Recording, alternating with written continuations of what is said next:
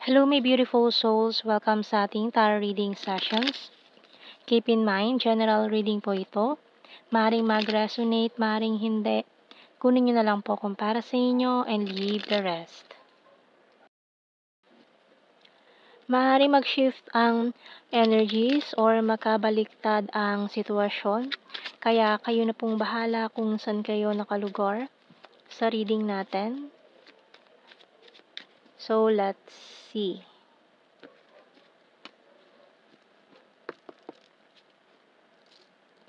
So we have here the Five of Cups and the Page of Pentacles, the Ace of Pentacles, and the Four of Swords, Two of Pentacles, Queen of Swords, Six of Swords, and the Queen of Cups. Okay, so someone here juggling, may parang dalawang person na pinagpilian pero parang mali pa yung pinili niya. Parang nanghihinayang siya na sa dalawang taong pinili niya ay parang nagsisi siya doon sa desisyon na ginawa nitong taong 'to. Ayan, so yung bottom card natin, the Knight of Wands. Okay. So, ngayon kung ni-reject ka nitong taong ito, parang dinibdib mo, ininda mo, talaga nasaktan ka sa nangyari kasi parang umasa ka na this person is the right one for you, pero trauma lang pala yung ibibigay sa'yo. So, tingnan natin. Signs and symbol cards.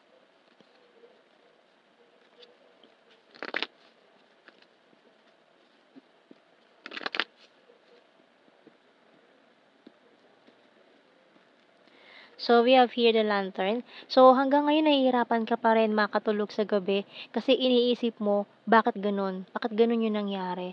So, akala mo okay na kayo, okay naman kayo, pero biglang hindi pala, no?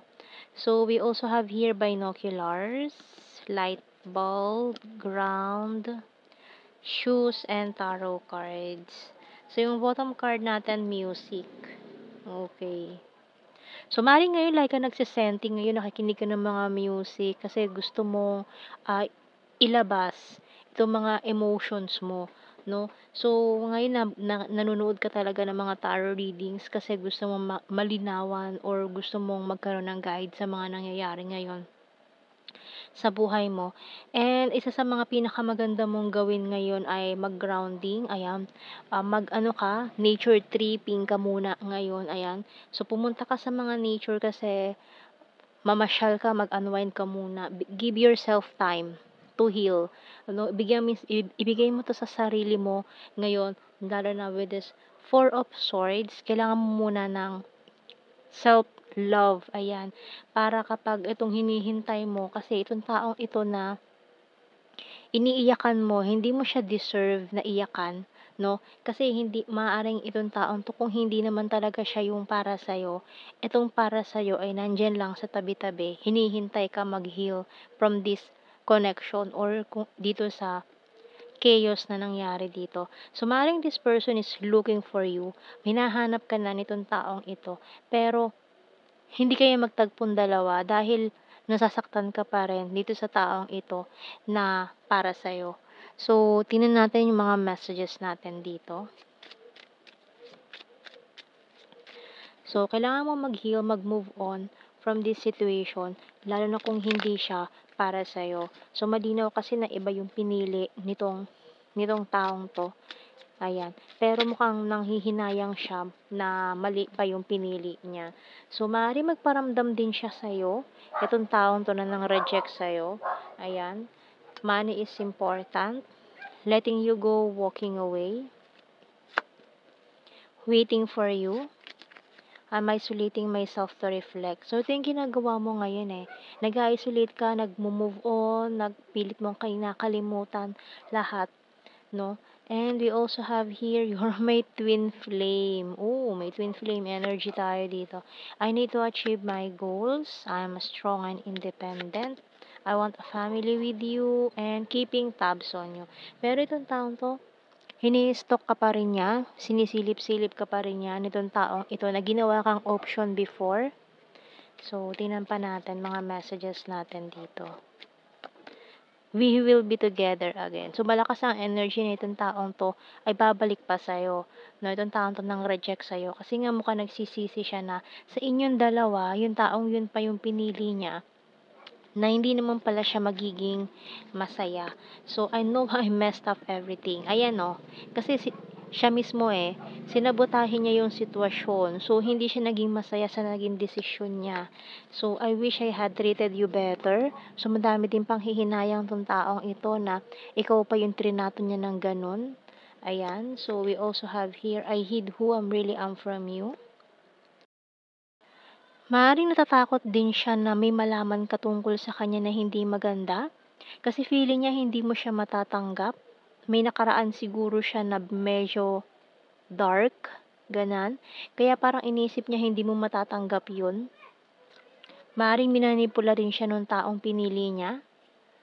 Ayan, so we have here, left in a soyo with someone. So may third party nga, umiwas ka sa kanya dahil may pinili na siyang iba. So, maaaring magkabaliktad ang energies natin, no? Maaaring ikaw yun ang hihinayang na may pinili ka tapos yung taong binitawan mo ay hindi, yun pala yung gusto mo talaga or yun talaga yung mahal mo. So, pwede magkabaliktad ang mga sitwasyon natin. So, I replay our conversations over and over. You don't know how hard it was to let you go, and I'm becoming a better person. So, after kanyang bitawan, na-realize niya na mas importante ka pala sa kanya, na mas higit ka pala dun sa taong pinili niya. I know I was a distraction from your pain. Gusto kanyang kausapin, pero alam niya makakasagabal lang siya sa pag-move on mo. Ayan. So, alam niya kasi nag-move on ka ni. So, tingnan natin mga initials. Kasi after kabitawan nitong taong ito, panay-panay naman yung pag-i-stalk niya sa'yo, pag-check niya sa'yo, mga ganyan. So, tingnan natin mga initials. Letter F, S, M, letter Y, P, A, R,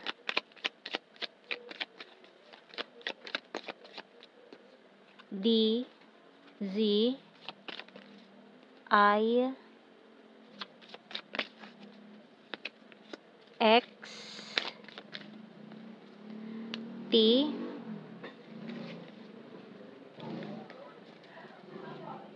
letter E ang bottom card natin.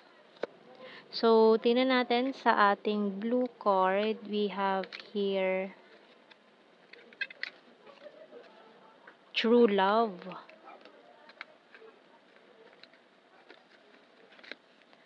Destiny.